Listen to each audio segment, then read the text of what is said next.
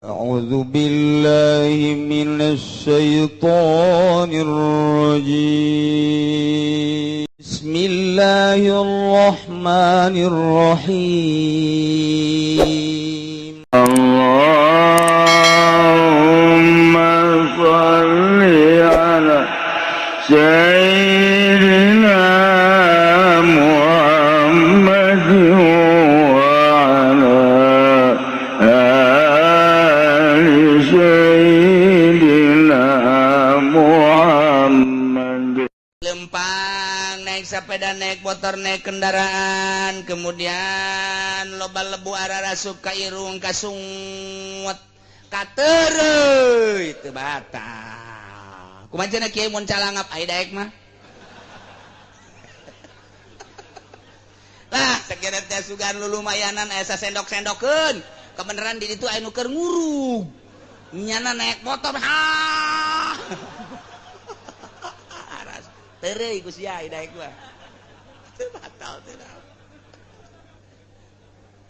Masyaallah. Manda deui mawasala ilaihi wa kana gur barata dakikin. Asup ka jero kemudian peledug dakik. Dakik teh aya awewe ngayak jang pikueheun. Naon tah sok diayakeunna? Tipung tarigu, ta eta teh aya peledugna, aya lebuna, aya kitu. Naon kekebulna? Ta eta kekebulna kana irung, kekebulna kana sungut, katereuy teu batal. Urang naik sepeda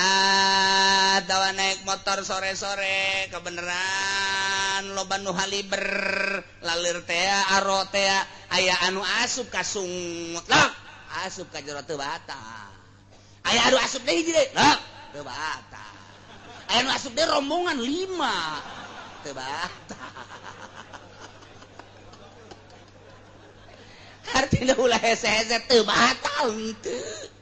Kecuali nyana naik sepeda atau motor arokna dikieukeun teh kuleungeun geus aya bangsa 20 bang disabualkeun batal. Di akhirat teh diberi ganjaran ku Gusti Allah. Begitu dipanggil Zainuddin maju ya sabaraha tahun maneh hirup di dunia 50. Pernah ngalaksanakeun puasa? Pernah. Kumaha maneh puasa? Teu dahar, teu nginum, teu jima, ti beurang. Peuting. Hampir unggal peuting. Eta sia ti beurang lapar? Lapar. Dahaga.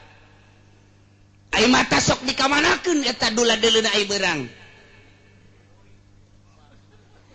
Citra celi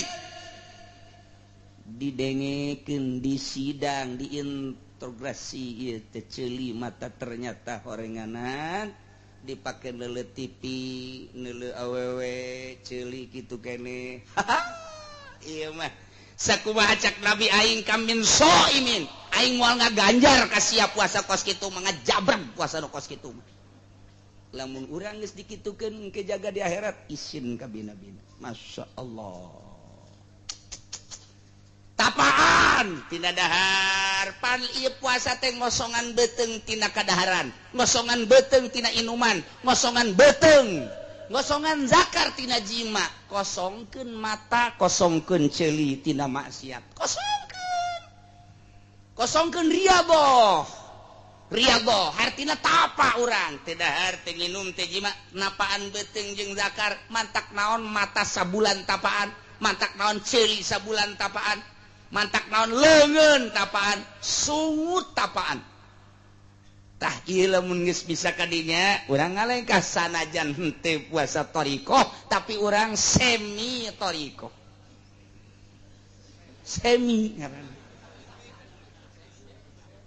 Sebab orang make la ilaha illallah na tetap lama budak tapi orang prak-prakanana indah jasa make aturan-aturan batin. Kumaha emang puasa thariqah? nahan sakabeh anggahota tina nu diharamkeun jeung tina nu dilarangkeun tina larangan-larangan jeung celaan-celaan jero batinna matana akur ketika neuleuh haram cak batin haram tamah ketika ngadengekeun anu haram-haram cak batin haram tamah akur jasa zahiran wa batinan ulah aya ujub ulah aya riya ulah aya takabur ulah aya hubul jah hubul sumah pas tah lamun puasa zahir mah muakkad puasa batin mah goer muakkad wa shaumut tariqah muabbadun fi jami'i umrihi puasa tariqah mah terus bae di samping di jero bulan Ramadan berang jeung peuting terus datang ke bulan Syawal sampai paeh bae terus dijaga bener-bener sebab nyana geus iqrar lamun urang geus norekat geus pindah ngamaknaan la ilaha illallah kula maksuda di jero hate keretegeun ka Gusti Allah Gusti moal aya pagaweanna naon iwati ngagus ngahidmat bae abdi maka Gusti ngabakti mata dek dikagustikeun ceuli dek dikagustikeun irung dek dikagustikeun sungut dek dikagustikeun beteng abdi leungeun suku kabeh ka kolbu abdi dek dikagustikeun moal aya nu teu ka Gusti abdi mah andai kata tani lagi ieu hasilna dek dikagustikeun andai kata abdi berpartai andai kata abdi berekonomi andai kata abdi berpolitik eta berpolitik dek dikagustikeun abdi mah semata-mata neangan ridho Gusti abdi berbudaya dek dikagustikeun hayang menang ridho Gusti kabeh ketika bisa teruskeun ketika teu bisa eureun lamun aya jelema puasana puasa tariqah kemudian manehanana bisa ngalaksanakeunana berarti puasana mulus lamun aya jelema puasa bertorikoh tapi prak-prakanana puasana puasa syariat torikohna berarti torikoh lain torikoh supi torikoh sapi tambah kos kitu di sejadah teh ai la ilaha illallah na maka la ilaha illallah ahli batin tapi ai prak-prakan puasana prak-prakan ahli syariat nah iyalah bakal engke ditanya lamun di syariat bae tah kuari nu torikoh mah eta tadi mata dijaga ceuli dijaga kolbu ge dijaga nah ieu mah terus bae sangkilang lain di bulan Ramadan ge kitu bae terus ngamantak cek Tuan Syah Abdul Qadir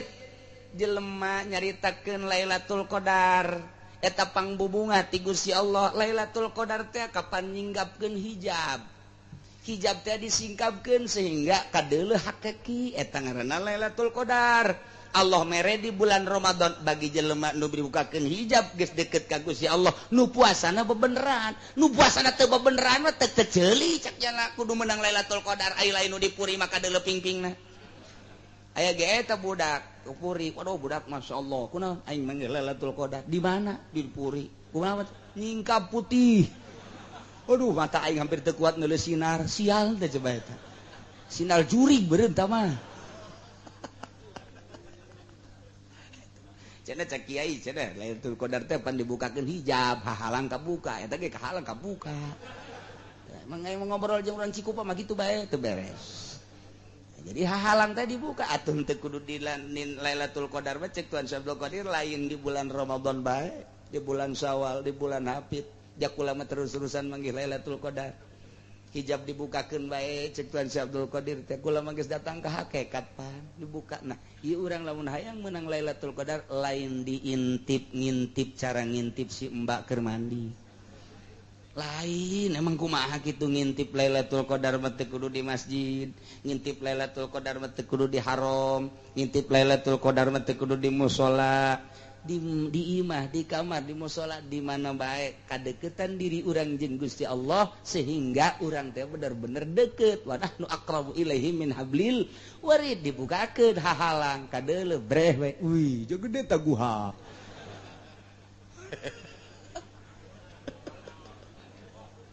Masya Allah hijab dibukakeun Lailatul Qadar Gusti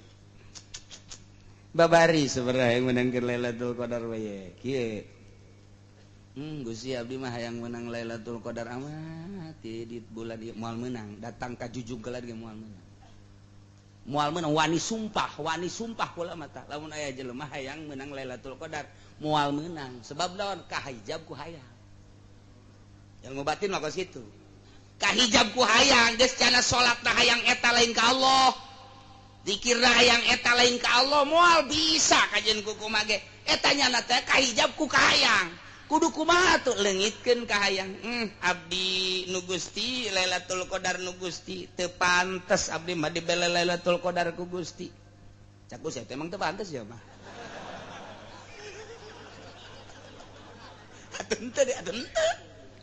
atuh teu bae deuk pantes iman tuh jelema mah Lailatul Qadar bisa dipake bari nonton TV jeung moal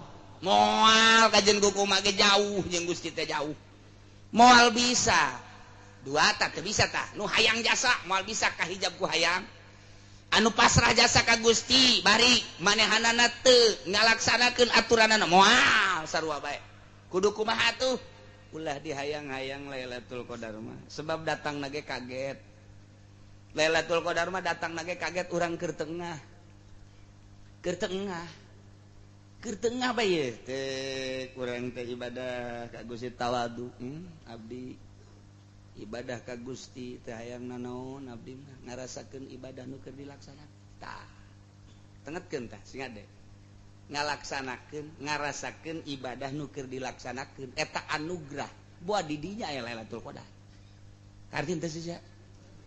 tuh henteu keneh baheran aing mah atuh aing can ka harti ieu ieu keur carita supaya menang kan supaya menang ieu geus dihayang-hayang moal cara tadi Gusti abdi baja moal meunang meureun potongan abdi moal bae tetep moal jasa tamang geus kudu kumaha tuh kieu awas perhatikeun supaya menang atuh moal rea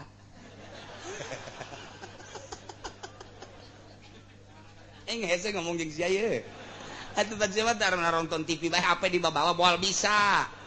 moal ieu keur carita supaya rada bagus bae bersihan tobat nus kukula sok dicaritakeun teh mata 70 astagfirullahalazim wa atubu ilaihi mata tah Gusti meureun ieu mata abdi loba jasa deudeulean anu komo nu dihaja nu tengah aja mah komo Gusti hampura 70 tajang mata celi 70 irung 70 sungut 70 beteng 70 dubur 70 kubul 70 suku 70 leungeun 70 kolbu 70 si para jadi tenang urang teh tenang eta can bisa tah meunang Lailatul Qadar moal kajen kukuman urang kos kitu teh hayang meunang Lailatul Qadar moal kahijab ku hayang encah tadaru Gusti abdi mah ieu Gusti eueuh nu dipake ka hayang iwal ti Gusti bae eueuh iwal ti ridho Gusti abdi nu mantak puasa ge nuturkeun parentah Gusti abdi ieu nu mantak di masjid tarawih nuturkeun parentah Gusti nyangakeun sakieu bisana abdi mah tawadu tah di hareupeun Gusti tawadu tah tapi pikiranna tetep bae ka Lailatul Qadar moal bae teu meunang dihayalkeun kos kitu Lailatul Qadar mah moal bae sia boga kahayang can pantes kos kieu can pantes potongan sia dibere Lailatul Qadar atuh kos nabi dibere wahyu pantes kos wali dibere karomah pantes kos ulama dibere maunah pantes atuh maneh mah palinge pantes mah onah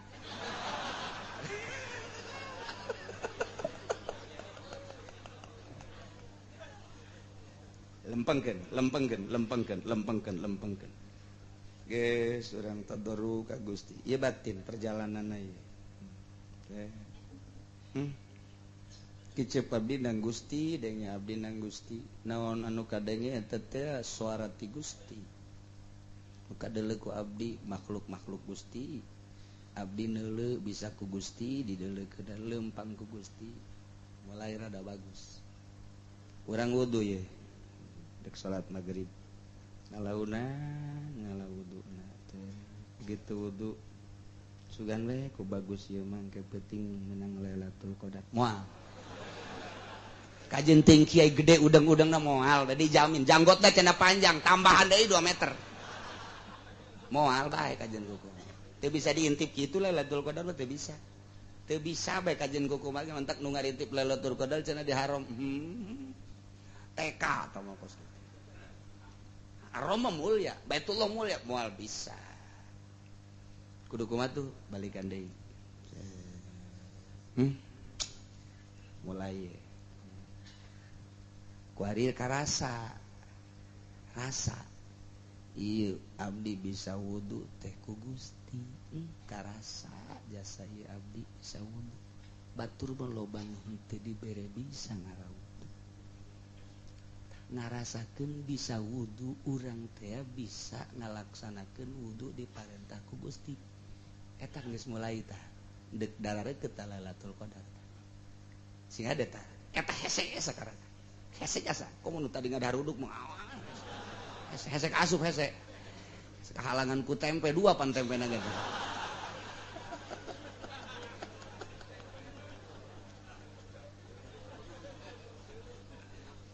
hese jadi ngarasakeun ieu bae teu kudu dibere Lailatul Qadar Gusti abdi teu kudu abdi geus dibere bisa ngalawudu ge ieu anugerah ti Gusti ya Allah mantap ngalawuduna moal aya nu cepet angel amat tentang ngalawudu tapi lain obrot cai naon ngarasakeun nikmatna dibere anugerah bisa wudu eta geus Lailatul Qadar eta geus min jublati Lailatul Qadar tetis komo make CS aduh insyaallah awas batin we ieu sakalian supaya urang nyongsrong tapi jauh tapi deukeut tapi asa deket, asa jauh, hayang, tapi prakteknya teu bisa. Urang ngalawudu. Moal aya jelema anu deket ka Allah wuduna.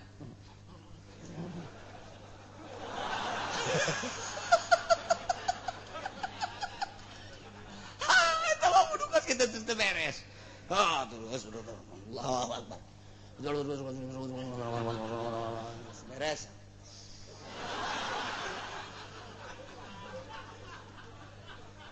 Mal bisa. Tama kos gitu mah teu kudu guru, tamah salat kos gitu.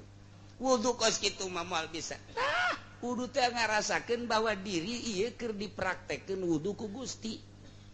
Balik deui, sing hade. Awalan di awalat ulang ngahayalkeun Lailatul Qadar, ulang ngahayalkeun salat, ulang ngahayalkeun wudu bae heula. Lain ngahayalkeun ngarasakeun dibere bisa ngalawudu ku Gusti Allah. Geus aya ilmu urang bekal waktu urang keur ngaji di guru cara wudu nu rapih 3 kali dirasakeun kurang bakal nikmat teu kudu dina bulan Ramadan mulai balik ieu bae ge heula balik ngaji gegeran ka imah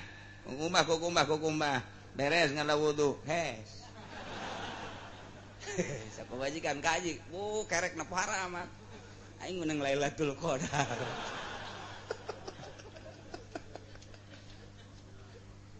alikan deui milih pasti wuduna ge madep kiblat inget urang teh dibawa ku ilmu syariat eta narik urang mawa urang mun urang teu akur jeung syariat teh perasaan asa cangcaya perasaan teh asa naon kitu ngaranna boga hutang dititah ieu teh madep kiblat usaha ilmu urang teh mawa urang sigana urang hirup teh kumaha kahayang urang setelah boga ilmu mah horeng urang dibawa ku ilmu urang teh dikondisikeunna ku syariat teh meunang ti Allah ngomong doang teh ku ilmu padahal mah ku Allah ngan melalui syariat urang ngaji sanggeus teh urang boga ilmu dibawa urang ku ilmu urang kudu madep kiblat nang ilmu Allah hakikatna 3 kali ku ilmu Allah teteh hakikat ngan encan boga rasa kakarak make syariat bae teu kabeungeut 3 kali tenang ngalawuduna kuari boga rasa ieu wudu ieu teh anugerah ti Allah ngarasakeun bisa wudu bahwa urang teh lain urang nu wudu ku Allah dibawa ku ilmu syariat ngaranna teu karasa nang ngaji teh ya sataun kuari dipake di jero bulan Ramadan terek ngahayalkeun Lailatul Qadar terek ngahayalkeun salat ngahayalkeun teh lain ngahayalkeun ngarasakeun wudu beres wudu salat Gusti ieu salat abdi mah deuk ngarasakeun salat bae ulah pikiran Lailatul Qadar ulah lamun urang nyongsrong ka Lailatul Qadar salat na ge rusak surat na ge rusak nya Lailatul Qadar mangke urang keur diuk kadang-kadang keur nangtung kaget urang na ge kaget engke ge kaget jelema teh lain di dieu bae nu meunang Lailatul Qadar keur tawaf keur sa'i aya jelema keur tawaf perasaan aya di mana kaget cak jadi ji ini di mana ieu teu boga perasaan hayang menang Lailatul Qadar nu keur ngintip Lailatul Qadar mah kahijab ku hayang ketika nyana ngarasakeun tawaf i aya di mana ieu ketika nyana ngarasakeun sa'i anugerah ti Gusti sa'i boga tanaga sakieu henteu dipaksakeun lamun memang ieu tanagana gede rada cepet mun tanagana leutik rada kendor tanagana ieu leutik asa kendor henteu ngarasula ka Gusti keur ngarasakeun menikmati sa'i teng aya di mana engkena kitu kene taraweh urang teh ge lamun taraweh kos kitu Allahu Akbar keur ngarasakeun taraweh masyaallah batur sujudnya nangtung bae nundutan sebeteuy sararial das orang menang Lailatul Qadar teh kos kitu cekeun kunaon hees aing keur taraweh ulah ngahayalkeun hayang memenang tapi lain dihayal praktek batin dibukakeun hijab ketika orang deket jeung Gusti Allah Tuhan Syekh Abdul Qadir nyaritakeun lain di bulan Ramadan bae Lailatul Qadar mah di luar Ramadan ngemantak awalan heula di bulan Rajab di bulan Rawah coba geus deket encan jeung Gusti Allah ngan Allah ngajangjikeun bae tah mah inna anzalnahu fi lailatil wa ma adraka ma lailatul qadri khairum min Allah mere ka jelema umum dibere asal sia deukeut jeung aing ngan cara salah sahiji cara ti Tuan Syekh nu kukula dicaritakeun nu geus ditajribah dicoba ku para murid-muridna sok meunang ulah ngahayalkeun ulah hayang nyaho urang aya Lailatul Qadar di bulan Ramadan rasakeun ibadah nu ku urang keur dilaksanakeun eta teh sebagai anugerah urang mun wudu nikmat jasa ieu dibere ku Gusti ngala wudu batur mah jem sakieu keur nonton TV aing mah wudu ieu gerak nang Allah ieu tah ngarasakeun wudu mulai awalan Lailatul Qadar geus deukeut tah hijab geus mulai pret ketika orang salat ngarasakeun salat bae babacaan eta salat wayah subhana rabbiyal azim nikmati wayah nangtung nikmati wayah Fatihah nikmati ulah hayal nanaon nikmati babacaan eta teh menghadap ka Allah teh eta nu paling istimewa naon anu dirangkum dina salat eta babacaan paranti menghadap ka Allah teu kudu dihuyal dihayal nikmati babacaan eta ketika Fatihah ketika surat-surat ketika ruku-ruku nikmati geura hijab bakal ngurangan deh tret sapoe 2 poe 3 poe geus rada eueuh tinggal salemar deui hijab pake nonton film kandel deui hijab isuk nonton main bola ulangan Eropa nu kamari wah Spanyol mantep jasa ya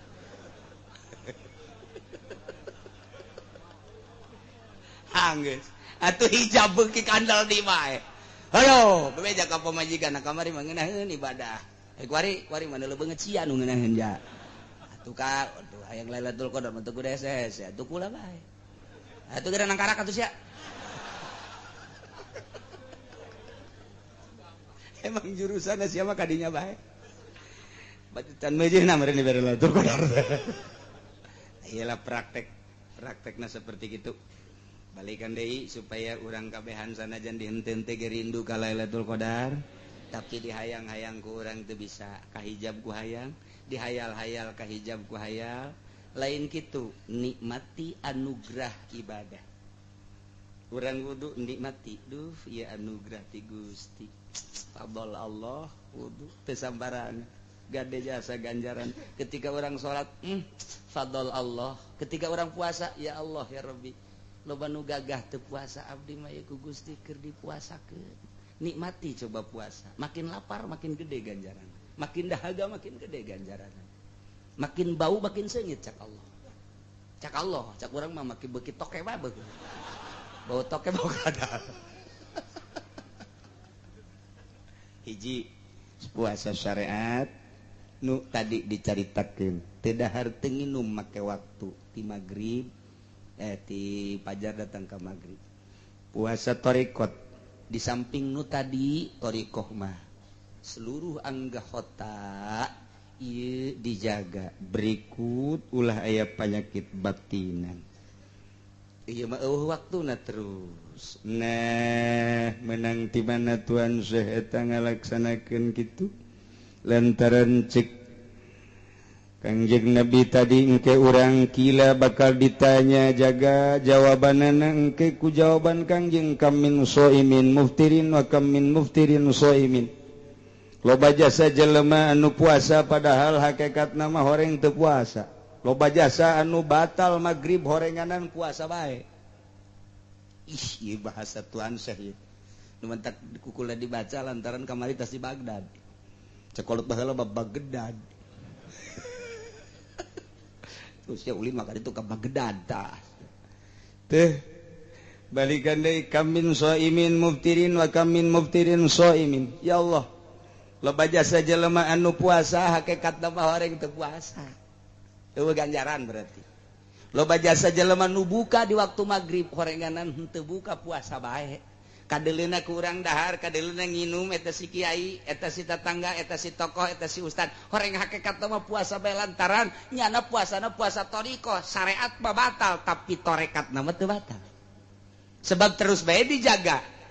Puasa syariat mah ngabatalan nyana dahar nginum, tapi setelah eta teu dibatalkeun dedeleuan mata ceuli, irung kabeh dijaga, puasana buki mantap jasa beurang jeung peuting. Ieu istimewa jasa teh jelema nu kos kitu tah. Terus bae berarti puasa teh. Masyaallah.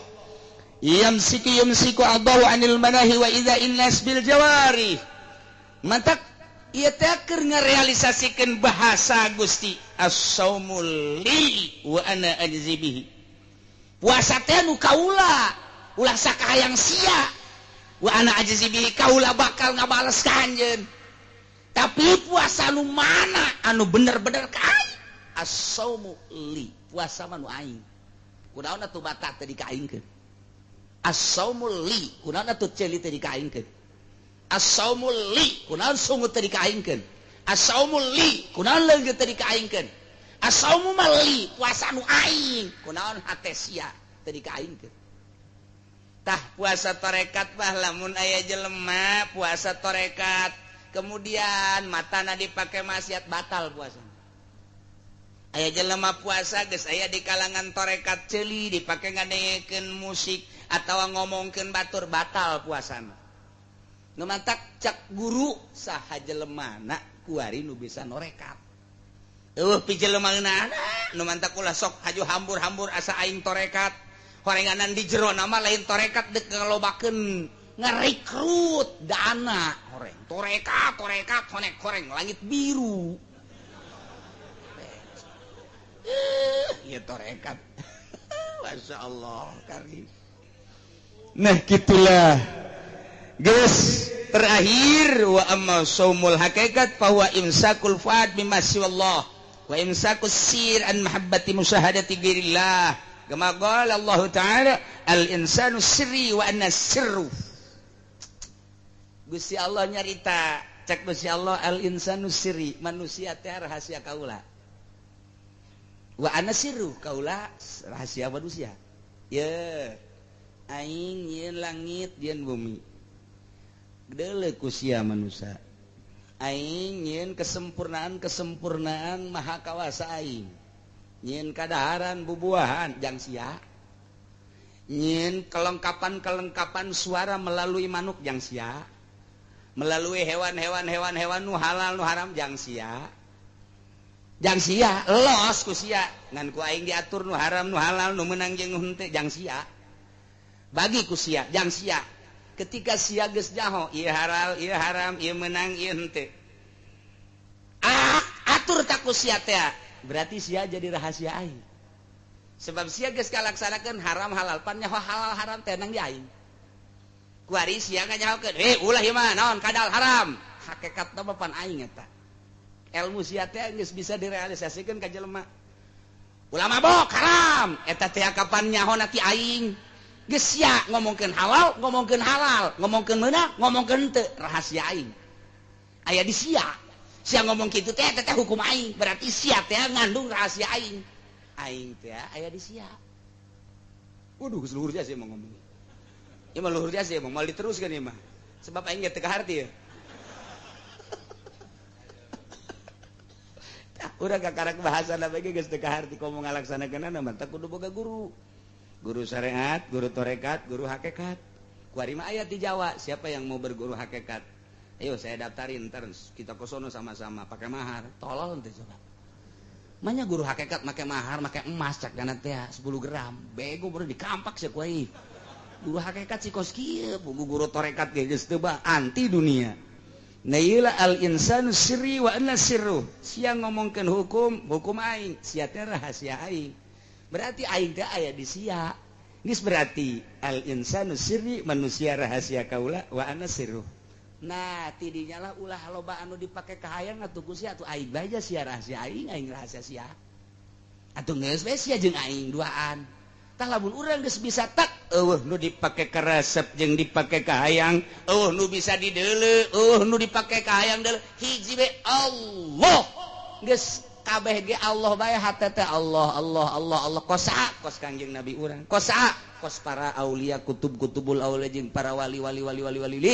nyata kos kitu tahnya nama puasana puasa syariat dilakonan torekat tadi geus kuari mah nya geus datang ka hakikat geus disingkapkeun per detik jeung per menit nyaho kana hakikatna nya nama terus bae ka Allah ketika aya pohoan bae ka Allah batal puasana geus eueuh hese dikanyahokeunana saha jelemana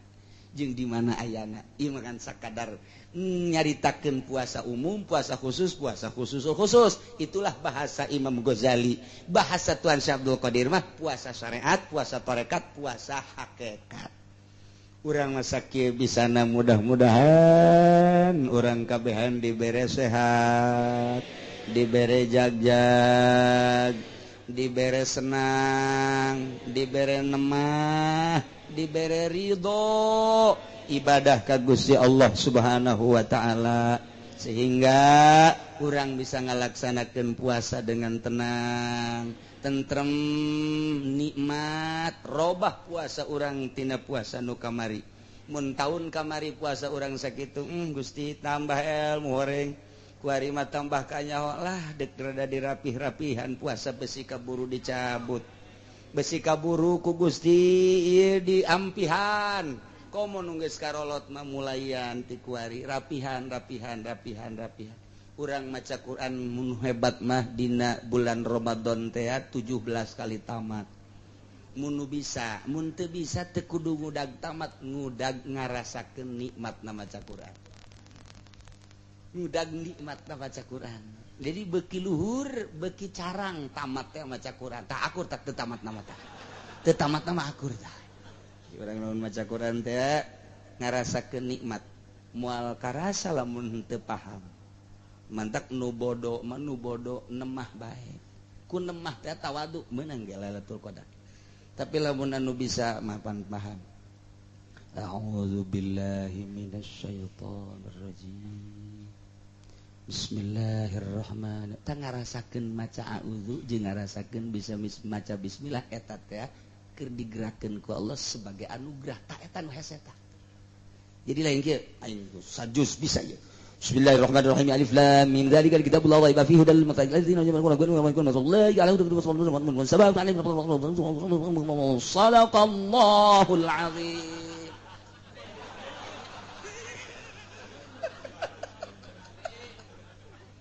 lain deketan ka Gusti jauh tambah bos gitu jauh itu lo bagus mengarasakeun a'udzubillahi minasyaitonir rajim di samping maknana nuturkeun abdi ngalindung ka Gusti Allah tina setan geus aya di jerona asal dibaca geus aya tah mun tah kiai mah tuh kos kitu tah tapi lain ke Golkar moal ke Golkar mah Bismillahirrahmanirrahim tak karasa ngaca bismillah teh digerakkeun ku Gusti Allah dibere anugerah nikmat bandingkeun jeung meunang sajus nyana kakarak bismillah doang timbang coba ge di akhirat luhuran nu bismillah doang yakinkeun luhuran nu bismillah doang sajus kadang jadi siksa sabismillah jadi ganjar menang ti mana tafakkuru sa'atin khairun min sab'ina ta eta tafakur teh sadetik samenit la ilaha illallah ahli Allah hiji timbang jeung 100.000 anu ahli manusia ahli makhluk ahli ria beratan keneh la ilaha illallah hiji sebabnya nama ke rasa nah, kuari orang barang dahar ge lamun gegeuraan ting mal geuna dahar yeuh buka ya salat wah Allahu akbar bareng yang Allahu akbar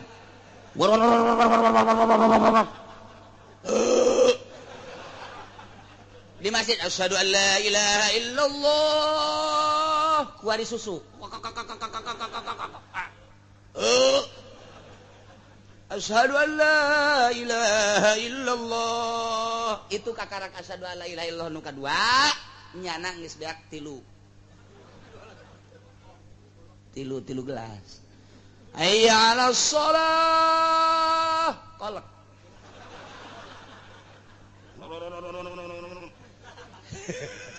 beres geus anggeus kabeh moal ngeunah eta kos kitu nafsu lain deui beda jeung ge Allahu akbar sedikit korma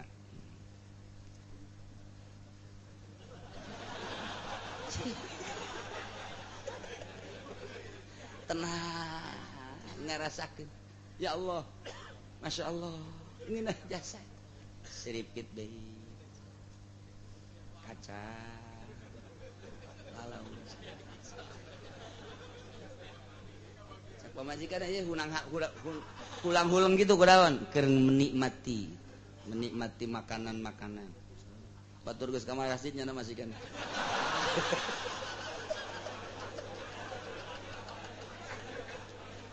oplo jasa tawat Masya Allah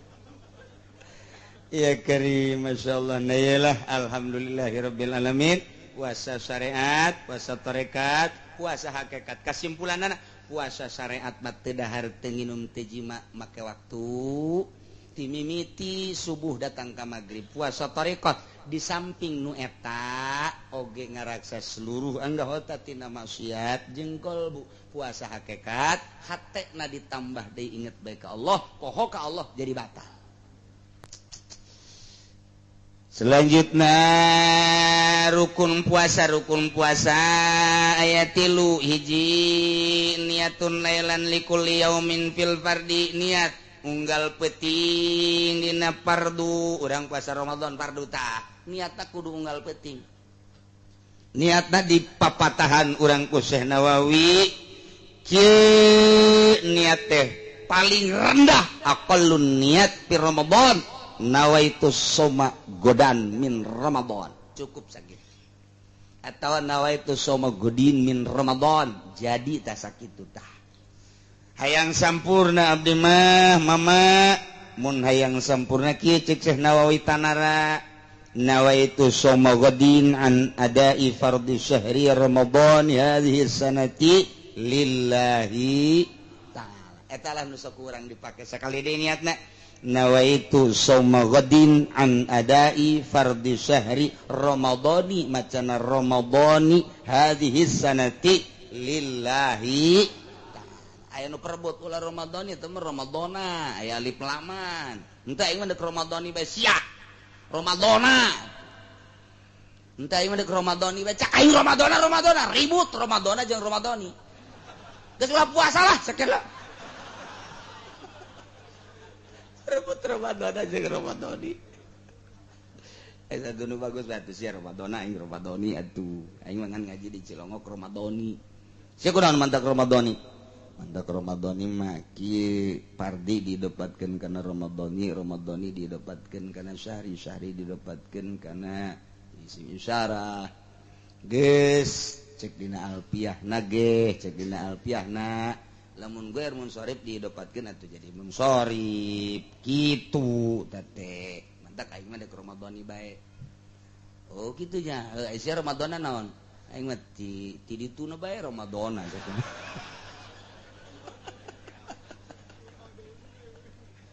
dedengan baheula geus Ramadhani masalah Ramadan jeung Ramadhani teh udah dimasalahkeun teh mendetek dibahas ge ulah dimasalahkeun sarua-sarua keneh salah ngomong doang teh mah kurang asak ngaji alpiyahna kumaha lamun niat sakaligus nawaitu shauma syahri kullihi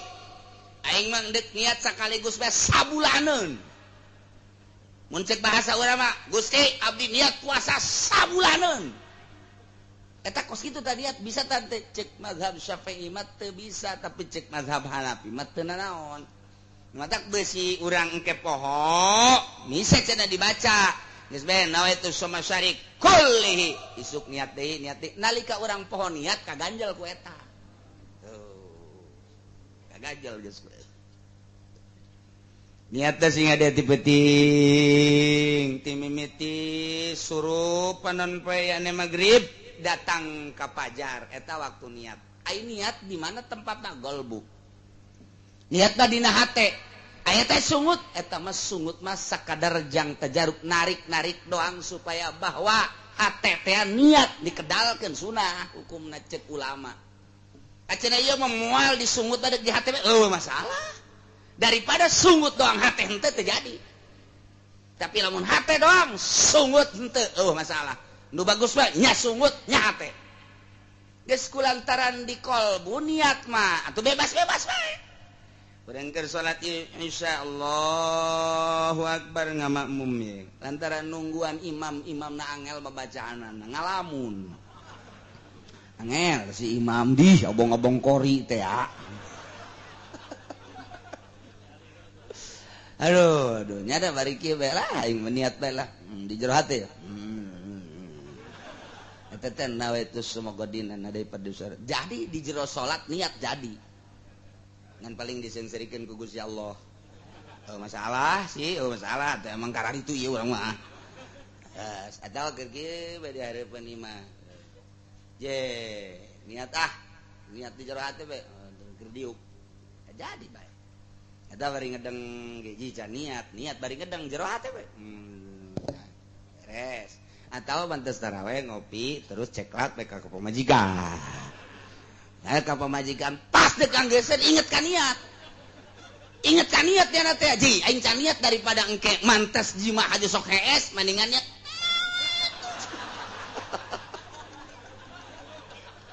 kadege ku anakna abah ngabeten amat niatna ore nganggeuskeun tuh sia Mas Ari emang osok burung nyahoan tak ku aing berarti tah etalah niat teh kos kitu jadi masalah urang mah nu geus biasa dididik ku Sultan Maulana Hasanuddin unggal ba'da salat tarawih urang sok make niat eta teh nang Sultan mantak baheula mah make sholawatan age eta teh eta binti Fatimah binti Rasulillah teh masyaallah kutub-kutub robani eta masalah Hasan Sumal Husain Ibnu Ali wal Fatimah beuh ku keur leutik mah unggal masjid gara itu unggal masjid ku ari mah diganti ku marawisan urang tarolol teuing eta Hasan Sumal Husain Ibnu Ali wal Fatimah Allah Rasulillah Muhammad ya Rasulullah geus beres niat eta tah ya Allah ya Rabbi nikmat jasa kau geus anu barari saja aki-aki nang parae cenah aya keneh aki-aki nu baheulana tilok teh anu kuari hirup mah itu bisa eueuh atuh aing cek aki-aki osok eta ngadenge baheula tah ngan aing tilok bilu atuh sia teh mencimplong bae baheulana itu bisa kuari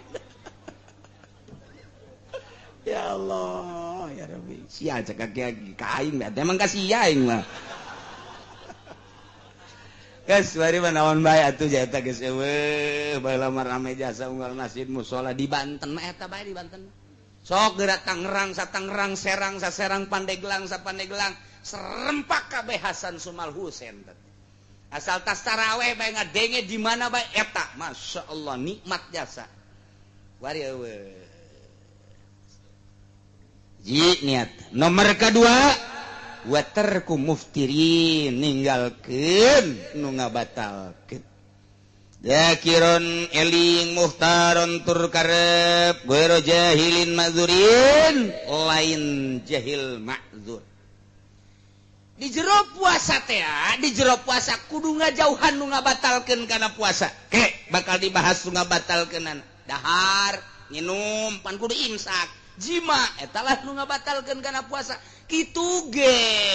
zakiron mun eling goge muhtaron mun karap kitu ge deui lamun lain jahil ma'zur kumaha lamun poho Zaid mantas di pabrik istirahat balik ka imah barang neuleuh diturum saja ya jengkol atuh ngarada ge karyawan waduh jengkol ngora wih aya sambelan sagala geus teu dingding haling deui ngeduk 2 piring setengah beres 2 piring setengah nginum lek sacuntang geus beres nginum sacuntang samsu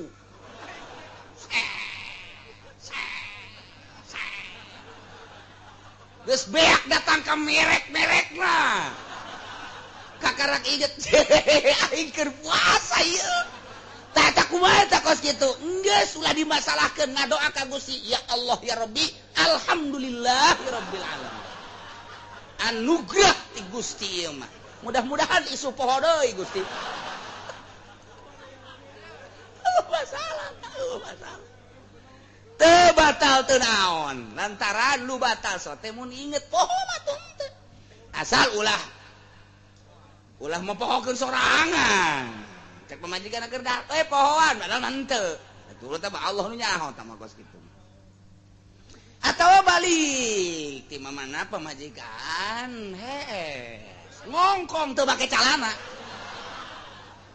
watuh naik temperaturna aya guha di dinya ya geus poho bae geus poho lantaran cak Kangjeng Nabi kene iza qoma zakar zahaba sulusa di mana-mana nangtung zakar hiji lalaki leungit 2/3 iman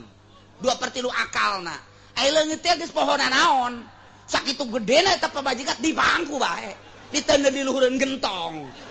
atuh bisa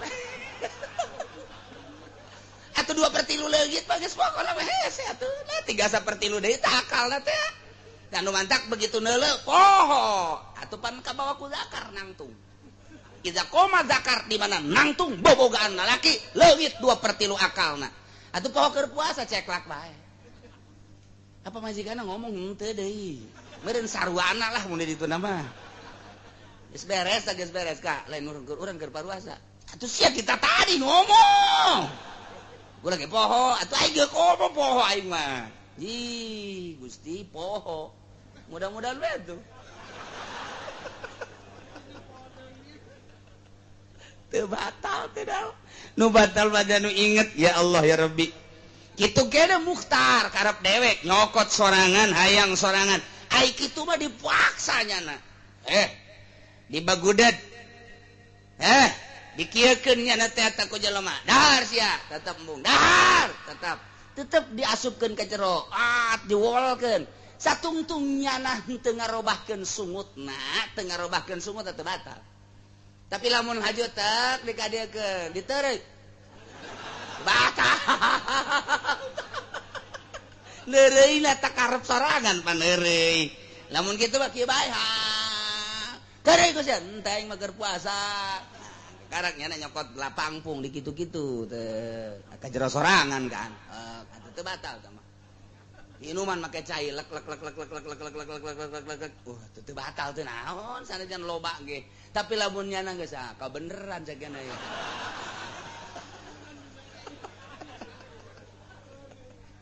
tuh oge lain anu bodoh mazur mah jelema anyar asup Islam orang Medan atau orang tim-tim atau orang bule orang Amerika orang Inggris asup Islam puasanya na teu nyahoeun sugan teh makir puasa teh ai lapar meunang dahar teu nyahoeun nyana terus bae dahar makdur lantaran bodoh jelemana kakarak asup Islam kumaha cenah lamun tatangga urang bodoh teu nyaho sarua bae aya tatangga urang teh nyaho sugan teh mah puasa teh kitu meunang dahar lamun lapar mah nyana dahar bae bodoh teu pernah ngaji tetep bae digenjreng bae kurang sebab teu makzur teu dihampura deukeut ka pasantren deukeut ka majelis taklim deukeut ka pangajian hingga bodoh pembatalan puasa duraka bae mergatiluna imun nu puasana tah nu mantek sing hade kumaha cenah kiai mun utah ge sarua teu batal lamun utahna sorangan tapi lamun ngahajang utahkeun batal urang nek jeung moal ieu mah maning utahkeun bae colok urang batal atawa ngambean nu nek-nek batal tapi lamun gitu mah utah sorangan teu batal kumaha lamun jelema mabsur ieu ne jelema anu ambeien pan lamun ambeien kaluar ge asup deui ngarepot ka jero teu batal tah mah cada ieu mah diasupkeun ku curug dibantu tetep teu batal darurat tah mah kos kitu mah teu naon anu ambeien mah ambeien ngising keluar kemudian asup deui ka jero atau diasupkeun ku curug ku ramo teu batal teu naon beda jeung ngising urang keur ngising tenang-tenang ai praktek aya babaturan urang lupat buru-buru urang kaget dicabut lep sia orang sia aju keluar deui eta asup deui ka jero teh batal asup ka jero deui batal jadi encan nyampe klimek encan anggeus si urang mah bahasa batur teh klimek tah dia suka keluar tengah-tengah dipotong lantaran kaget atau ngahaja pan aya nu asup deui ka jero sanajan keluar deui batal tak sing ade ngisingna sing ade itu kene urang lamun kiih lalaki onam gampang awewe mapan lamun parawan aman parawan mah parawan kiih aman sebab naon moal ngisangna moal barabe aman geus tapi lamun rangda beda tarangda mah nyana diuk cingogo atuh ngolowong teh teh sing ada ngisangna ieu ngisangna tah lamun jero teuing asup we sakitu atuh batal tah asup we sakitu teh batal tah mantak teh tah saeutik asup ka jero ka batinna teh batal parawan mah aman bedana cenah kiai parawan jeung rada gampang dina soraki lamun parawan ka parawan mah mun kieu teh trilik parawan tah lamun rangda wer kower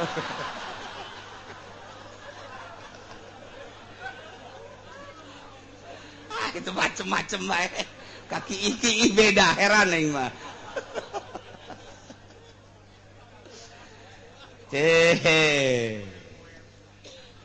kumaha lamun keur peuting barang dahar kulantaran buru-buru teu karasa tunduhnya na geus beres barang dahar reup subuh kaliwat udang-udang jam 8 barang hudang jam 8 aya benang ka dieu ieu benang jak ka jero benang ditereuy batal puasa dicabut sarua jeung utah batal antepkeun bae salat teu sah lantaran aya asup ka jero najis eta kumaha cenah eta kos kitu aya benang ka dieu nyanggut ditereuy ku urang sarua jeung dahar batal atuh cabut ku urang sarua jeung utah batal diantepkeun aman puasa mah ngan salat teu sah lantaran aya najis di jero keluar nyambung eta kudu kumaha eta apa salametkeun puasa apa salametkeun salat salametkeun salat berarti atuh eta mah deuk diterima enggak batalkeun puasa atau dicabut bae salametkeun salat puasa batal berarti kudu dikoboan kok bisa gitu sih lantaran sangsina deuleu jelema lamun teu salat sangsina bunuh jelema lamun teu puasa sangsina tangkap buih ngan saukur sakitu polsek eta tugasna buih heula di polsek brak kapolsek teu puasa jeung kapolsekna di dinya intelna ge teu puasa jeung intel-intelna seser seuna kabeh bae buih bae kabeh teu puasa mah atuh kuari mah lamun teu puasa dibuih kabeh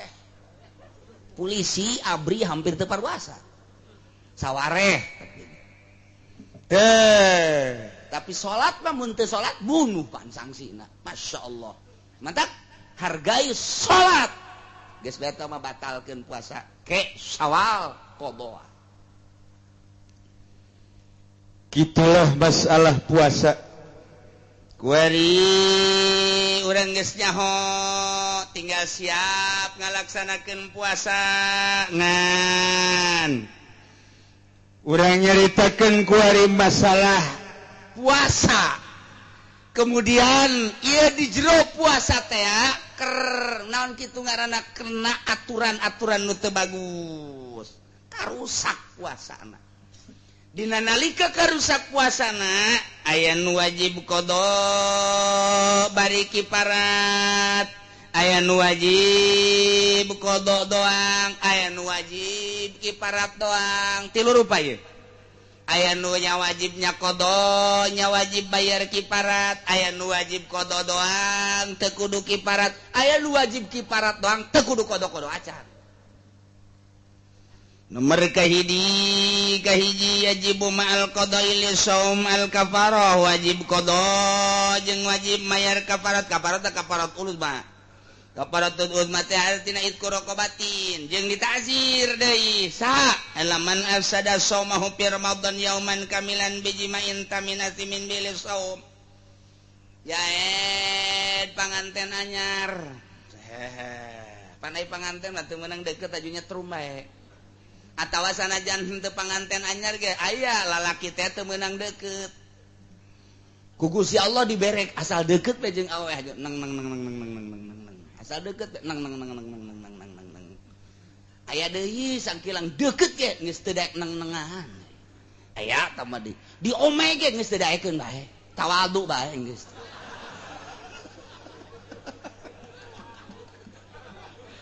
geus teu daekeun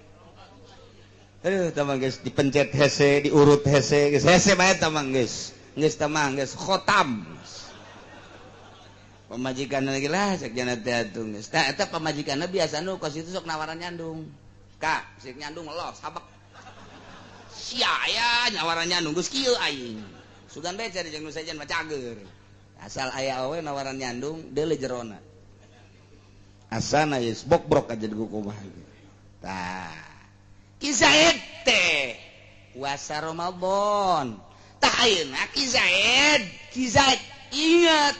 ieu teh keur puasa tapi kulantaran syahwatna gede manehanana langsung jiba jeung pamajikanana tanpa make pembukaan heula teu diawali ku nu sejen ieu mah langsung bae jima jadi berarti di jero puasanya na jima jeung pamajikanana Naya sangsina hiji wajib qada dua wajib kafaratul uzma hartina kafaratul uzma teh ngamerdekakeun abid abidna ieulah melek iparat sitina miskinan 60 miskin bari janana dipikeun ka Lampung mah kuari itu bisa balik deui baheula mah abah teh mun nyonton pikeun ka Lampung eta teh ku sebab hese balik deui ka dieu ti Lampung atuh kuari mah ti Lampung ka dieu komong ke mah bakal aya jembatan atuh geus Lampung mah pikeun geus ka ditu ka mana ka Medan atuh di Medan ge bari kudu ka mana Gunung Karang pikeun ka luhur Gunung Karang geus lah bebaskeun di sumur 7 di ditu habek tah eta teh mun aya hiji jelema jima ti beurang sing hade perhatikeun saha bae aya jelema puasa di bulan Ramadan jima jeung pamajikanana wajib qada wajib kiparat lantaran kiparat eueuh isqu raqabatin kafaratul uzma ieu mah geus mere miskin sitina miskinan 60 miskin bari jeung deui afdolna ditambahan ku 60 pakaian 60 liter 60 baju 60 samping lamun 60 liter saleterna kali sabaraha itu ari 7.000 kali 7.000 nu jore eta nu bagus mah 10.000. Nah, keur carita 10.000 kali 60 sabaraha? 600.000. Baju nu layak pake kira-kira hijina sabaraha duit? 50.000 kali 60 berapa? 300.000. Samping layak pakai sabaraha? Wah, ieu nu ditanya ku aing mah susah kabeh. Bangsa 10. Geus sakitu beta. Nah, bagikeun ka fakir miskin ngan kudu dibejakeun ngabagikeun anak. Ampura ieu nya kunaon di kaparat. Kaparat naon ieu? Ulah loba omong sia. Itu kudu dibejakeun. Aing boga gawe jeung pamajikan ieu kaparat ieu. Gitu, kudu dibejakeun mun teu dibejakeun teu jadi. Kudu dibejakeun. Cak budak miskin teh pajinya. Kerira ieu.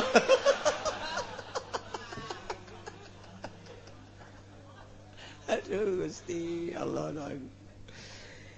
Gitulah kaparat. Wa yajibu ma'al qada al-imsak. Ieu mah keur carita imsak ya qada wajib ngodoan bari imsak ai puasa lain tapi status dan teu puasa. Ta eta teh aya genep rupa nomor kahiji nyana buka ngahaja-haja di bulan Ramadan teu puasa wajib qada wajib imsak kos nu puasa bae ka dituna mun ditambah ku terus bae barang dahar dobel dosana. Nomor kedua pentingna ninggalkeun niat ima poho wa ima ngahajak penting teu niat beurangna tetep wajib kos puasa bae pada status teu puasa lantaran teu diniatan ta eta teh wajib engke sawal dikodoa sing ada niatna sing ada niat sing Ade nomor katilu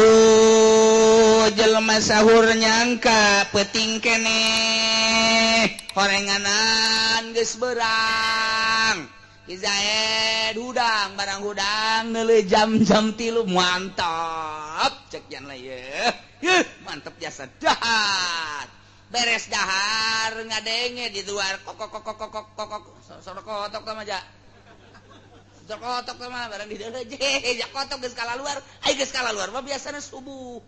barang deuleu ka jam nu hiji deui horeng jam 5 aing tadi sahur deuleu jam nu ieu horeng isdet ieu jam ieu jadi nyana tatanggelan ka jam bae dia nyana teh boga sangka bahwa nyana sahur penting kele ternyata orangnya geus kaberangan eta wajib bae kos nu puasa bari nyana teu puasa statusna berarti wajib qada engkena teu kaopat dibalikeun ieu mah abtarazonan gurub nyana keur kieu bae rada mendung setik aya lalai kala luar pan baheula mah lalai teh bisa diandalkeun baheula mah lalai bisa diandalkeun asal kaluar bae ti gowok berarti magrib eta baheula lalai ge konsisten hebat jasa kuari mah boro-boro lalai atuh jelema ge geus teu konsisten teu bisa diandalkeun kuari mah jelema teh da baheula mah asal jam 5 setengah genep ngampih pan jelema kuari mah pan kala luar jelema kuari mah masyaallah peuting tilok aya warung nu buka mana aya warung peuting buka kuari mah justru ti peuting kuari mah tibalik jelema kiai mana aya baheula nu nonton TV kuari mah jualan TV kiai ya Allah ya Rabbi atuh deuk kumaha ngomongna kiai deuk ngaharamkeun main bola kumaha tah kiai lantaran kiai na ge jadi wasit kita lolol kabeh barang ditilik kiai Golkar kabeh nu kos karana itu teh Masya Allah hese ieu zaman da ieu mah nyana keur kieu we lalai geus aya ieu berarti maghrib aing percaya ka sia lalai sore ogo geus poek bebe jajana ka mana ka pamajikanna buka emang geus maghrib geus pancan aya azan pareum lisik beureun geus bareng buka bae kanyahoan maghrib ieu ti mana lalai atuh cak pamajikan aing geus aya lalai mah. Yes, nginum lek beres. Ngarokok geus naon? Geus geus tenang we nya neuk salat magrib kakarakadan Allahu akbar ngaco teh budak adzan geus peuting jasa cak pabajikana kakak teh itu nu ngaco ci atuh nyana nu ngaco geus peuting teuing keheula coba taliti heula coba ku sia taliti jalalai geus eta tadi barang ditaliti horeng pas magrib tah jadi nyana setengah jam nu tadi geus buka ti heula eta teh jara teh wajib imsak mun kanyahoan nyana geus kaberangan hartina beurang keneh geus buka engkena wajib qada mentak sing hade di bulan puasa mah tah azan sing hade jasa nya ulah sok nipu di masjid aing nipu ya lah cek janat teh sekali-sekali batur mah korupsi aing mah nipu ieu bae ya atuh adigan korupsi kabeli motor kabeli mobil ieu mah nyadoraka sia ngalalaga aing lah cek ya sekali-sekali cek tukang adzan aki-aki Allahu akbar Allahu akbar Allahu akbar Allahu akbar bararuga bae pan batur tanya geus beres buka ai bohong can bohong dirantai aki-aki asan eta sial jasa aki-aki sekarang Masya Allah nomor kalimat alaman bana lahu yaum salasi sya'ban annahu an min Ramadan nyana teh puasa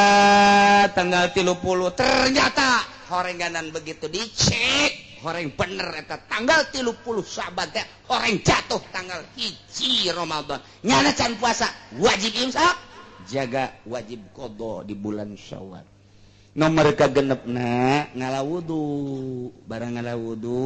ngalawudu ieu tak kakemuna kencang teuing zak kocok lain keluar ka jero cicak ya gol ka jero hati ieu mah katelanjuran ka jero teh teu maksud jare ge teu maksud ta eta teh sanajan teu maksud ta eta teh batal puasana wajib imsak teu meunang dahar teu meunang minum teu meunang jima jaga engke bulan Syawal kudu qada entek sing hade ka kemuna sing hade ka irungna sing hade jasa sing hade selanjutnya wajib naon puasa pembatalan puasa kuari jelema keur puasa kemudian murtad pembatalan puasa jumlahna di dia aya 7 nomor kahiji keur puasa murtad keluar ti agama Islam naudzubillah min batal puasa nomor kedua helm awewe ieu mah ieu berarti malaya lalaki mah helm awewe keur puasa keluar getih baik isuk-isuk atau atas lohor atau asar batal bae puasana awewe lain lalaki kula sok inget beta dongeng ieu lain sababaraha kali ge eta mah kanyataan soalna tamu datang tadi dinyata begitu tamu ngobrol jeung pamajikanana yuk pas lohor kula kacai beres kacai kula bebeja saya mau sholat dulu mbak ibu mau sholat oh saya lagi men oh ya enggak apa men mah nanya kalau lakina yuk kita sholat sana sama saya juga lagi men cekian ini mah naon meureun men eta aya lalaki men tungtung maka bawa sholat bae kukula eta aya we lalaki men nongtot pol paling ge meureun tah mah wanipasin jeung nipas awewe ge sarua bae keur puasa nipas batal wiladatin jeung wiladah keur puasa ngalahirkeun batal wajununin kalimana edan keur puasa edan batal walau lah tuh sanajan ngan sadetik 2 detik samenit 2 menit batal bae kagenepna igmain ayan batal katujuhna sekarin tak ada haja-haja mabok na ye batal puasana Masya Allah sing adenya Jadi berarti aya nu wajib buka hiji awewe di mana keur puasa kata rajangan ku head wajib buka kata rajangan ku nipas wajib buka mun teu buka doraka mereka dua aja lemah lelempangan jais menang tamah di dieu reka Bandung kuat atau teu kuat seger atau teu seger menang bae ngan lamun seger makruh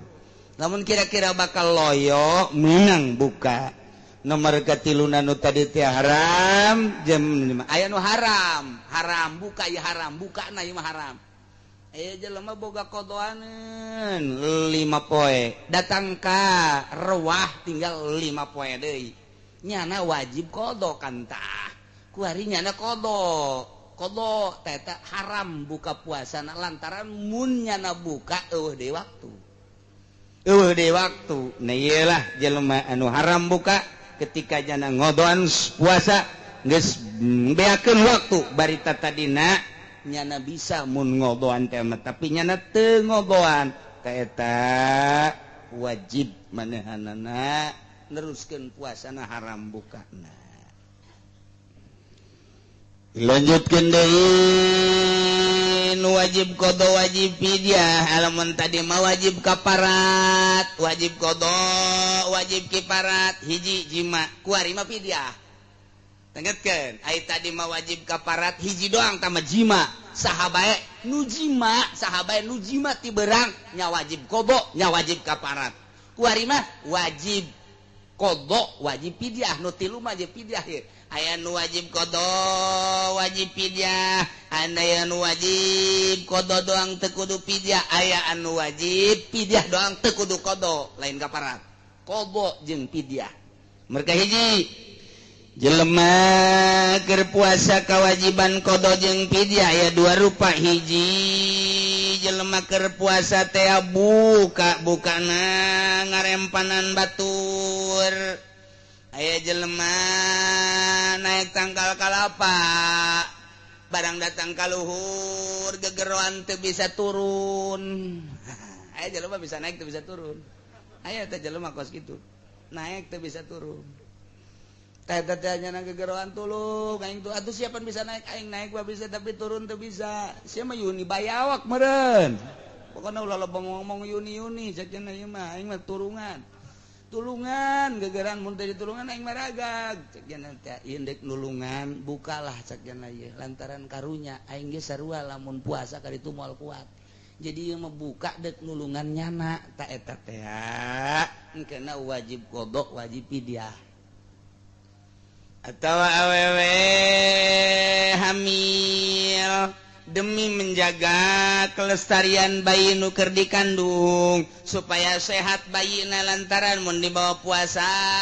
pan bayi macan kuatin sedengkeun ieu bayi mah sehatna teh jeung seubeuhna teh kumaha indungna kuari indungna mun puasa bayi korban nah ieu mah untuk menjaga bayi lantaran nyana teh keur hamil gede 7 8 9 bulan lah moal puasa demi bayi eta teh engke nya wajib qada nya wajib fidyah atawa nyana keur nyusuan padahal mah anakna geus rada gede ya umur bangsa sekitar 4-5 bulan eta teh keur nyusuan lah karunya jasa dibawa puasa mah besi manehanana teh sehat buka bae indungna teh lantaran demi anak ta eta teh meunang ngan engkena nya wajib qada nya wajib fidyah qada wajib fidyah kudu lantaran bukana karena batur. Untuk loba tasimba datang ke kula Pak Kiai saya mau bayar fidyah ke siapa ya fidyah apa? Kemarin waktu saya hamil kan nggak puasa jadi bayar fidyah. Kalau ini kodonya udah belum. Itu kodo lagi katanya kudu fidyah aja bukan ya kodo ya fidyah. Nyana gideg bae. Masa harus kodo harus fidyah kejem amat je. Segala kejem, segala nanaon, macam-macam biasa. Jadi budaya awewe, gitu hamil buka demi anak, nya wajib qada, nya wajib fidyah. Gitu kade nyusuan, engke bukanya nak, engke nya wajib qada, nya wajib fidyah. Nomor kedua wajib qada doang teu wajib fidyah ieu mah jelema anu tadi teh buka di jero puasa eta mah loba jasa ieu mah di jero bulan puasanya na buka atau teu puasa atau teu niat atau poho niatna teu niat eta mah engke wajib qada teu kudu fidyah tama kos kitu atawa kitu ayan bukannya na batal wajib qada teu kudu fidyah loba teman kos kitu nomor katilu wajib fidyah teu kudu qada ieu mah syekhun kabir teh aki-aki kolot eta disebutna sehun kabir aki-aki kolot padahal orang nyebut aki-aki mah lain teu kolot jadi aki-aki kolot eta ini bengking tapi beda eta nya lamun aki-aki mah aki-aki kolot tapi lamun ini bengking kok bisa kitunya henteu kieu henteu aki-aki bengking henteu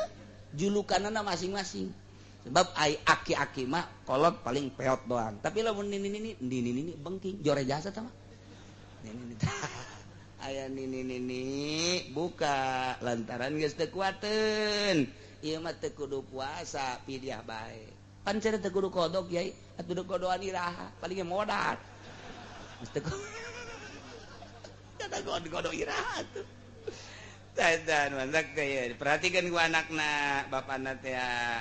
sehat teu ngadohor dahar masalah ke sore ta magrib pidiahan hiji isuk nyana terus puasa di tengah jam 8 jam 9 geus dahat magrib pidiahan ku anak sapoe hiji sapoe lah cenah kiai dek sakaligus bae ai dek rugi bawa masalah pandek rugi misalnya kieu kan ya 30 poe pidiahan geus lah pokona mah kakarak menang 10 poe paeh tapi dia leuwih rugi rugi tak karena kurang 10 pae 20 tak rugi pan ka ditu ieu beker cerita hitung ekonomi perekonomian bapan kitu untung rugi da kita rugi tak ka ditu tapi dia keur carita kos kitu aya sodako mah geus bae jadi eta mah deuk sakaligus bae mangga dah midiahan bapak aing umurna geus 90 atau geus 100 tahun nya da geus teu kuateun puasa 30 liter beres atau bandek asal maghrib hiji oh masalah deku kumaha ge masya Allah ma gitu atawa nu muriang lagi sewa harapan cager stroke teh geus berat jasa stroke robah kudu dirobahkeun diuk kudu didiukeun dibawa ka rumah sakit geus eueuh obatna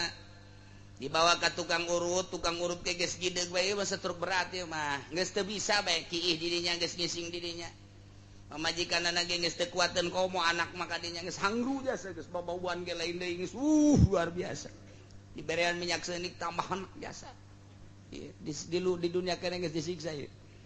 dedeleuan urang mah padahal mah keur dikiparatan ku Gusti Allah teh keur dileungit-leungitkeun dosa-dosana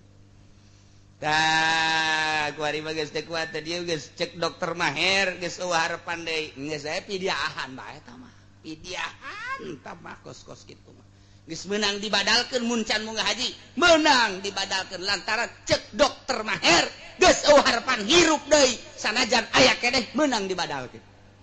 pan aya kakarak muriang-muriang biasa batu meunang dibadalkeun aya harapan keneh hirup aya harapan keneh sehat teu meunang dibadalkeun ke geus paeh karak badak tapi nu stroke berat mah geus teu naon dibadalkeun tah ieu ge dipidiahan geus masalah nomor kaopat dan lawala artina lawala teh teu wajib qada teu wajib pidyah saya majnun jelema edan mah teu wajib qada teu wajib fidyah geus eta mah guar mukallaf engkena cenah teh kiai nu edan teh kumaha di akhiratna di deulem memeh edanna lamun memeh edanna nyana teh bagus ibadahna ka Gusti Allah di akhiratna sorga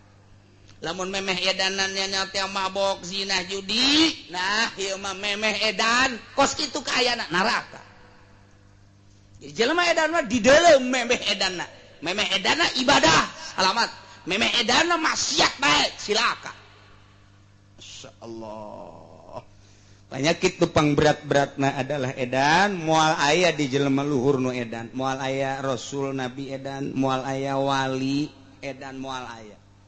eta mah kelas-kelas bangsa golkar nu araredan manukas kararitu sejelema nu teu nyaho kaler kidul eta edan anu utang hitung na korupsi baik. Atau emang sebenarnya nu edan itu di gubernuran bae nu edan sabaraha? Edan teh stres. Saya nu nyekelan HP bae kikian bae ditanya hehe. Tanya hehe. Wah. Di gubernuran emang kumaha itu? Ih itu kok mau di ditu mah di luhur di dayeuh. Loba jasa. Masya Allah karim. Terakhir nayalah anu teu batal kaasupan perkara kaasupan ain dunia kajero beuteung teu batal. Naon eta nu teu ngabatalkeun teh aya 7 rupa. Nomor kahiji poho sanajan sababaraha kali nginum jeung dahar ai pohoan mah teu batal. Nomor kedua bodoh taeta sanajan sababaraha kali daharna jeung nginumna lantaran bodoh makdur teu batal. Nomor katilu dipaksa titah dahar titah nginum direjeng urang teh diasupan sangu diasupan roti cai kopi jeung sajabana teu batal. Nomor kaopatna jerian nirekin bima baina asnanihi wa qad ajazaan majhili uzrihi nerei cidu anu selalu ngalir disungut urang teu batal. Sing hade ieu loba jasa ieu masalah ieu ciduh keur puasa teh keur puasa ta ciduh teh adi teureui sing hade aing ngaji bae mantak urang ngaji bae nyaho ulah ieu mah ka masjid bawa tampolong ka masjid bawa tampolong tenden di dieu bismillahirrahmanirrahim Masya Allah tanya ke orang mang ulang eta cidu bae teu meunang eta jang naon ciduna magrib jang buka engke sing ada tak biasa bae kos urang teu puasa imah anu puasa kieu bae di bale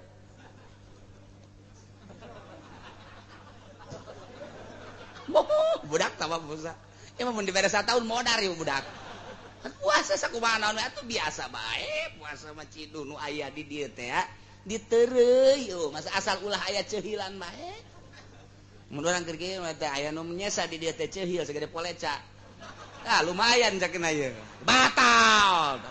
Sing hade.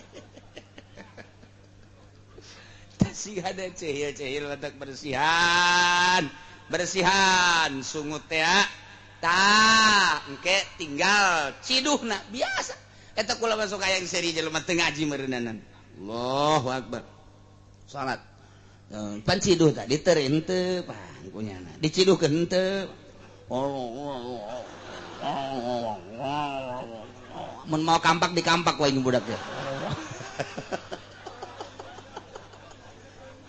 Atuh gaji sia teh ieu urang nu matak ngaji ge sing ade. Lepas bae biasa bae. Ulah ayo coh-cohan bae nyiduh. Mantak inget ka surah MZ bae. Puasa itu tidak ketahuan ibadah yang paling sembunyi. Hanya Allah yang tahu. MZ dia ceritanya. Tidak ada yang tahu. Kecuali cuma Allah saja yang tahu. Ibadah sholat kelihatan. Ibadah zakat jelas cek MZ. Tapi puasa sangat tidak tahu. Tidak ketahuan oleh siapa-siapa. Hanya Allah saja yang tahu. Kecuali puasanya orang bodoh. Kita surah MZ eta almarhum Masya Allah hebatnya saya MZ. Bagaimana itu Pak Kiai kok puasa orang bodoh? Orang bodoh itu bisa mengetahui si A puasa, si B tidak puasa. Kok bisa begitu? Si A mah enggak puasa. Emang kenapa? Enggak pernah ngeludah dia. Kalau ini puasa terus ini mani. Emang kenapa? Ludahnya banyak bener katanya. Cek MJT coba horenganan keur mual. Lain keur puasa horenganan keur henek. Pan ketelanjuran eta ngomong. Eta cek MJ tidak karena dia meludah berarti dia istimewa puasanya. Tidak, bohong itu. Setelah dicek ternyata tidak puasa dia, lagi sakit perut. Eta MZ hebatnya saya tak, Masya Allah, mun bisa dihudangkeun deui tulang MZ eta. Kita ceramah, tah etanya salat ketahuan, zakat ketahuan cek MZ, tapi satu-satunya puasa yang tidak diketahui oleh manusia hanya Allah yang satu adalah puasa. Kecuali puasanya orang bodoh. aya bae MZ mah kos kitu ge deui. Kenapa itu? Iya, kalau banyak keludah berarti dia lagi puasa. Eta di kampung teh kos kitu pan, memotong polong. Oh, keur puasa. Makin banyak keludahnya berarti makin hebat puasanya. Sekian MZ bisa dulu. Masya Allah, MZ mah bisa ngaji, di kiai teh hanjakal. Ku Gusti atuh geus kitu bae meureun dicabut. Umurna geus merenah di dinya, meureun geus datang ka waktuna. Tapi ceramah-ceramahna sangat luar biasa.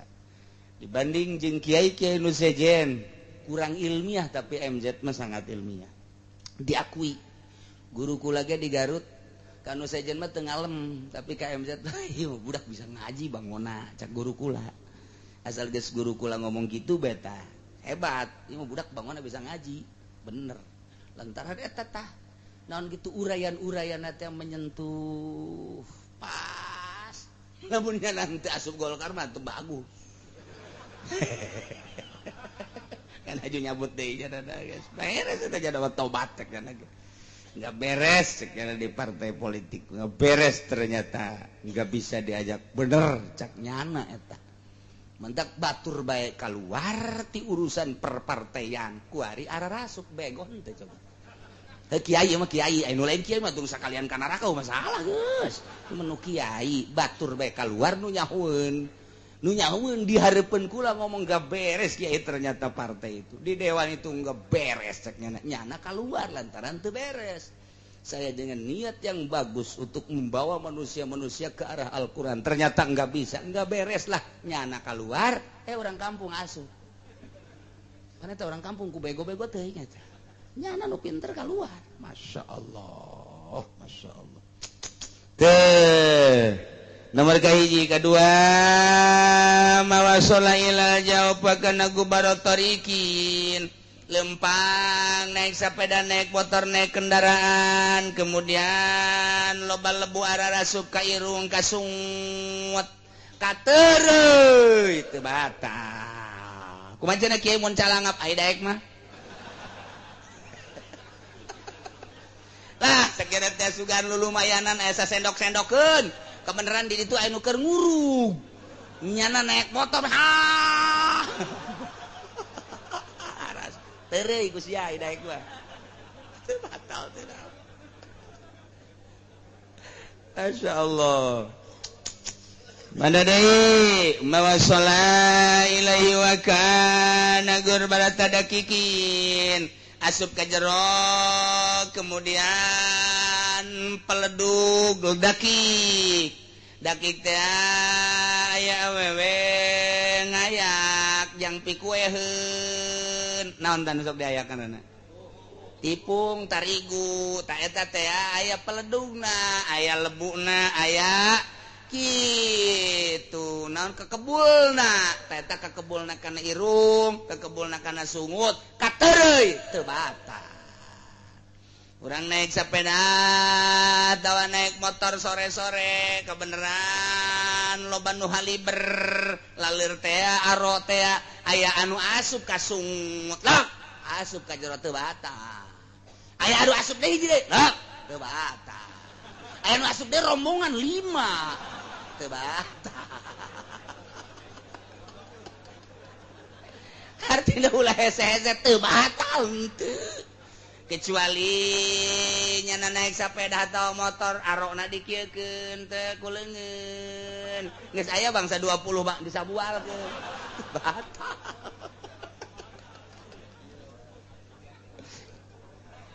Masya Allah tuh gitulah geus jelas jasa ieu soal puasa